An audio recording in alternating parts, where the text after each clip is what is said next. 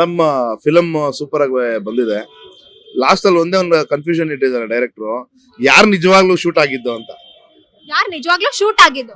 Shoot ಮಾಡಿದ್ದು ಯಾರು ನಾನು ನಿಜವಾಗ್ಲೂ ಅನ್ನೋದು ಒಂದು ಕನ್ಫ್ಯೂಷನ್ ಅಲ್ಲಿ ಇದೆ.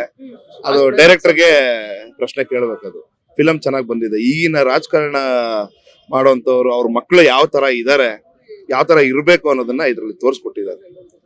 ಇವಾಗ ಡಿ ಬಾಸ್ ಇದ್ರಲ್ಲಿ ಹೀರೋನ ವಿಲನ ಎರಡೂ ಇದೆ ಮೇಡಮ್.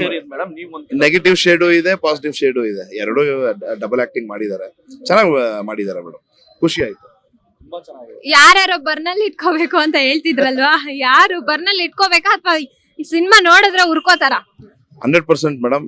ಇದು ಕೆಲವೊಂದು ರಾಜಕಾರಣಿಗಳು ಈಗ ಇವರು ಈ ಯಾವ್ದು ಕೊಲೆ ಕೇಸ್ ಏನ್ ನಡೆದಿದೆ, ಇದರಿಂದ ಯಾರ್ಯಾರು ಇದಾರೆ ಅವ್ರಿಗೆಲ್ಲ ಒಂದು ತಕ್ಕ ಒಂದು ಉತ್ತರ ಕೊಟ್ಟಿದ್ದಾರೆ ಬಾಸ್. ಈಗ ಈ ಟೈಮಲ್ಲಿ ಅವರು ಹೊರಗೆ ಇರ್ಬೇಕಿತ್ತಪ್ಪ ಅಂತ ಏನಾದ್ರು ಮಿಸ್ ಮಾಡ್ಕೋತಿದ್ದೀರಾ? ಮೇಡಮ್ ಆತರ ಏನಿಲ್ಲ. ಬಾಸ್ ಯಾವಾಗ್ಲೂ ನಮ್ಮ ಮನ್ಸಲ್ಲಿ ಇರ್ತಾರೆ. ನಾವ್ ಯಾವ ತರ ಅವ್ರ ಮನ್ಸಲ್ಲಿ ಇದೀವಿ, ನಮ್ಮ ಮನ್ಸಲ್ಲಿ ಅವ್ರು ಇದ್ದೇ ಇರ್ತಾರೆ. ಓಕೆ, ಇನ್ನ ಎಷ್ಟ್ ಸಲ ನೋಡ್ಬೇಕು ಅನ್ಕೊಂಡಿದ್ದೀರಾ ಮೂವಿನ?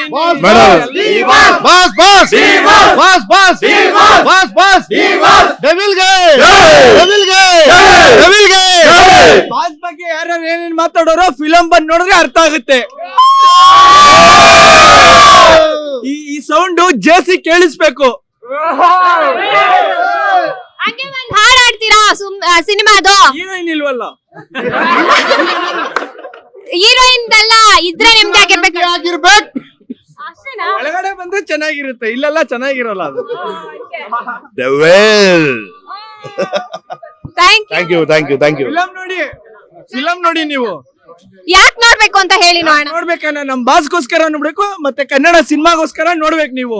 ಸೂಪರ್. ಇವಾಗ ನಾನ್ ಕೇಳಿದ್ದು ಸಿನಿಮಾನಲ್ಲಿ ಅಂತದ್ದೇನಿದೆ ಅಂತದ್ದೇ ಅದನ್ನ ಇವಾಗ ಅದನ್ನ ಇಲ್ಲ ಹೇಳಂಗಿಲ್ಲ, ಒಳಗಡೆ ನೋಡಿದ್ರೆ ನಿಮಗೆ ಗೊತ್ತಾಗುತ್ತೆ.